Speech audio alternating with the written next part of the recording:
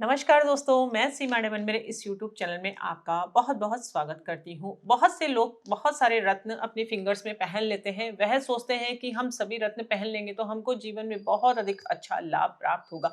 आप ब्रेसलेट पहन लेते हैं, कोई छल्ला पहन लेते हैं और अनगिनत रत्न एक साथ सभी फिंगर्स में पहन लेते हैं। क्यों ऐसा करते हैं? ताकि आपके जीवन में आप शुभ परिणाम प्राप्त कर सके दोस्तों। लेकिन बाय फॉल्ट आपके जीवन की समस्याएं और अधिक बढ़ जाती है। जी हाँ, यह बिल्कुल सही है। यदि आपने अपनी कुंडली के विरुद्ध रत्न धारण कर लिए तो आपके जीवन में रुकावटें पहले से जो चली आ रही है और अधिक आपके बढ़ जाएगी। जी हाँ, गलत रत्न आपके जीवन में बहुत अधिक समस्याएं भी उत्पन्न कर सकते हैं। तो आज मैं आपको इस वीडियो के माध्यम से यह पूरा समझाने का प्रयास करूंगी कि गलत रत्न आपको कभी भी नहीं धारण करना है। जब भी आप कोई रत्न धारण करते हैं तो हमेशा अपना कुंडली विश्लेषण सही जगह करवा कर ही धारण करें। ऐसी वैसी जगह कहीं पर भी ऐसा कुंडली विश्लेषण नहीं करवाएं ताकि आपको गलत ज्ञान प्राप्त होकर आप बहुत बड़ा मनी वेस्ट अपने जीवन में कर सके। और मनी तो वेस्ट होता ही है, उसके साथ साथ आपके जीवन की समस्याएं और अधिक बढ़ जाती है।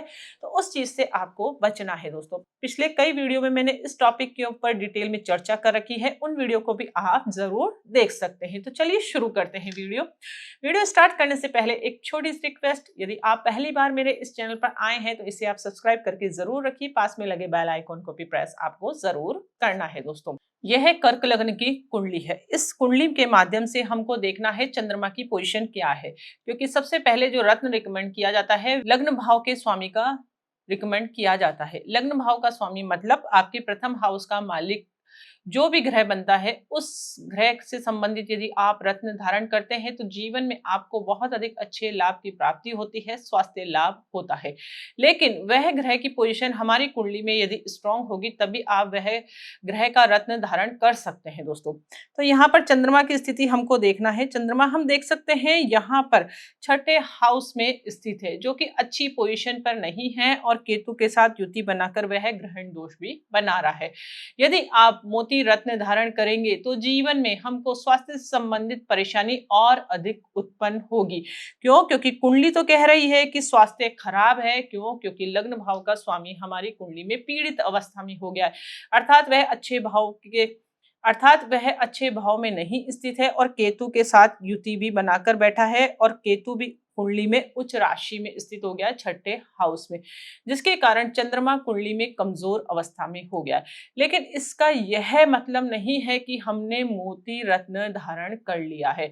मोती रत्न यदि आप धारण करेंगे तो जीवन में आपको और अधिक स्वास्थ्य संबंधित परेशानी होगी। छठे हाउस से रिलेटेड जीवन में और अधिक नेगेटिव परिणाम प्राप्त होगा। छठा हाउस हमारे जीवन में रोग का होता है, ऋण का होता है, शत्रु का होता है। तो जीवन में इन तरीके की समस्याएं और अधिक उत्पन्न होगी। इसलिए यह संभव नहीं है कि हर ग्रह का रत्न पहनकर उसको हम अच्छा कर सकते हैं।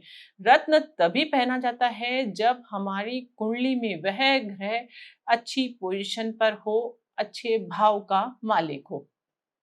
रत्न हमारे जीवन में क्या करता है? ग्रह की एनर्जी को वह बढ़ाता है। उसका एक ही कार्य है, ग्रह की एनर्जी को बढ़ाना। जिस भाव में स्थित है उस भाव से रिलेटेड एनर्जी भी फिर वह बढ़ जाएगी। इसलिए उस भाव से संबंधित रत्न हमको नहीं पहनना है, भले ही वह लग्न भाव का स्वामी हो। अब आप देख सकते हैं इन जातक ने लिटिल फिंगर में मोती रत्न पहन रखा था, जो कि बिल्कुल गलत था। इसलिए जब भी आप रत्न धारण करें तो एक सही गाइडेंस आपको सही जगह लेना बहुत अधिक जरूरी है, तभी आप कोई रत्न अपने जीवन में धारण करें। अब बात करते हैं इनके पांचवें भाव के मालिक का रत्न यह पहन सकते हैं कि नहीं पहन सकते हैं। पांचवा हाउस हमारे बुद्धि भाव का मालिक होता है, संतान भाव का मालिक होता है, एंटरटेनमेंट हाउस इसको हम जानते हैं। हमारा बुद्धि, हमारा दिमाग कितना अधिक शार्प होगा, यह तो हो गया हमारा शरीर, यह हो गया हमारा दिमाग। यदि दिमाग के हाउस का ग्रह का रत्न यदि पहना जाता है तो हम शार्प माइंडेड होते हैं, हमारा दिमाग सही दिशा में कार्य करता है, बशर्ते कि वह अच्छे भाव में स्थित हो। तो अब हम मंगल की स्थिति कुंडली में देख लेते हैं। मंगल हम देख सकते हैं कि यहाँ पर स्थित है 9th भाव में, जो कि अच्छी पोजीशन बना रहा है। भाव चलित कुंडली में भी उसका प्लेसमेंट यहीं पर स्थित है। ऐसा नहीं कि वह मूव कर गया है। अगर बाय डिफ़ॉल्ट वह 8वें हाउस में मूव कर जाता तो फिर भी हम रत्न नहीं पहन सकते। तो ये है मूंगा रत्न पहन सकते हैं, जो कि मैंने इनको रिकमेंड किया था और मूंगा इन्होंने पहन भी रखा है, जो कि अच्छा है। अब बात करते हैं 9th हाउस के मालिक के ग्रह का रत्न हम पहन सकते हैं या नहीं पहन सकते। तो गुरु की पोजीशन हम देख सकते हैं कहाँ पर स्थित है। गुरु इनकी कुंडली में 5वें भाव में स्थित है, तो यह आराम से पुखराज रत्न में पहन सकते हैं, कोई दिक्कत नहीं है। क्यों? क्योंकि गुरु अच्छी अवस्था में है और अच्छे भाव का वह मालिक है। अब इन्होंने राहु का रत्न गोमेद भी धारण कर रखा था। अब राहु हम कुंडली में देख लेते हैं कहाँ पर स्थित है। तो राहु इनके 12वें भाव में स्थित है और उच्च राशि में स्थित है। तो राहु का रत्न धारण करने से इनके जीवन में खर्चे बहुत अधिक उत्पन्न हो जाएंगे। हॉस्पिटल से रिलेटेड खर्चे जीवन में अधिक उत्पन्न होंगे और राहु अनावश्यक परेशानियां, मेंटल स्ट्रेस, मानसिक तनाव, इस तरीके की परेशानी ज्यादा देगा। और चंद्रमा भी राहु को देख रहा है, तो चंद्र से संबंधित रिजल्ट भी इनको प्राप्त होंगे। तो मोती और जो राहु का रत्न इन्होंने पहन रखा था गोमेद, दोनों रत्न इन्होंने बिल्कुल गलत पहन रखे थे। 2 तो इन्होंने शुभ रत्न पहन रखे हैं, लेकिन 2 रत्न इन्होंने गलत पहन रखे हैं, जिसके कारण इनको जीवन में कोई शुभ परिणाम नहीं प्राप्त हो रहा है। तो कई बार हम ऐसी गलतियां कर बैठते हैं, जिसके कारण हमको जीवन में अनावश्यक परेशानियों का सामना करना पड़ता है।